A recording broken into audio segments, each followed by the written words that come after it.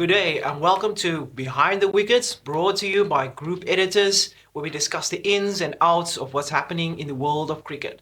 My name is John Titoy, and with me today is Gary Moos, the Cricket Services Manager at SWD Cricket. Welcome to the studio for the first time, Gary, and we're looking forward to the show and you telling us a bit about what's going on in the world of cricket here in George and also the rest of the world. So firstly, I want to ask you, Cricket South Africa, together with the SA20 franchise, has escalated their initiative to schools level. Please explain what this entails. Firstly, thank you very much for the opportunity for being here.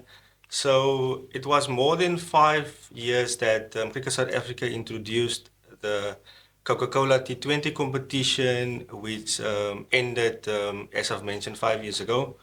They recently launched or rebranded the school's SA20 competition, which is for the girls and the boys.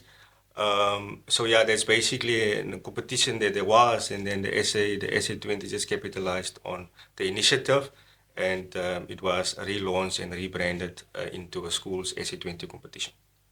Okay, nice. It's good to see cricket is developing and growing on a schools level. It's not staying stagnant. Then I want to ask you, SWD Cricket recently completed the first phase of the knockout stage. What does this entail? Yeah, so as I've mentioned, is that it was for boys and girls. So 10 boys teams participated in a knockout competition which started in September. The girls section also started in September. That has been concluded. The two teams that went on and competed in the final was Bristol RPC and Themba Hub, and the winning team of that was Bristol RPC, who won Themba. The boys competition, the two teams that will participate in the final on the 5th of November would be then Bristol RPC and the Almeida Hub. That will take place at the recreation ground in Oudtshoorn on the 5th of November, starting at 3 o'clock. And all of those games have been streamed on YouTube SuperSport. And they can find the link to the streams on your Facebook page? Yes, we made it available on the Facebook page through all social media. So watch the social media. Please follow the game. You can come and watch the game at the recreation grounds in Oudtshoorn live. So we're looking forward to seeing you there. It's going to be a big match. Good luck to the Almeida and Bridgeton both.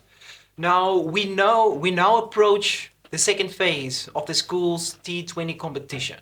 What is the framework of phase 2?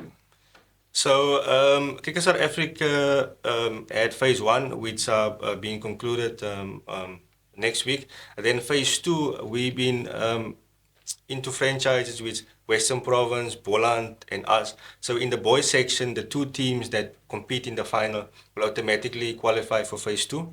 And then the winning team of the girls, those winners will automatically qualify for phase 2. We'll be hosting phase 2 in January, from 24th to 26th January in Oudtshoorn. So it would then be 6 boys teams, 3 girls teams will then be competing in Oudtshoorn.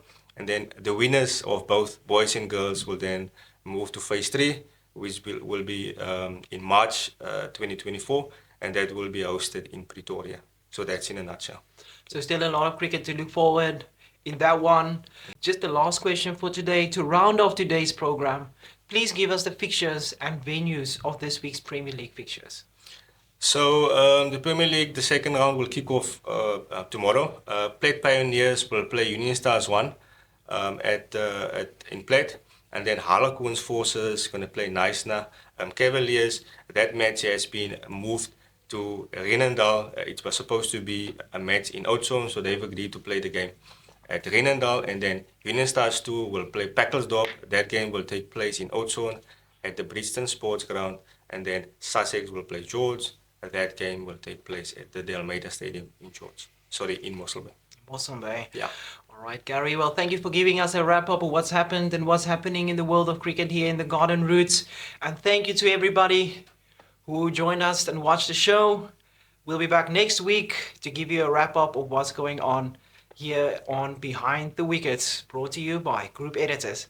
Thank you very much.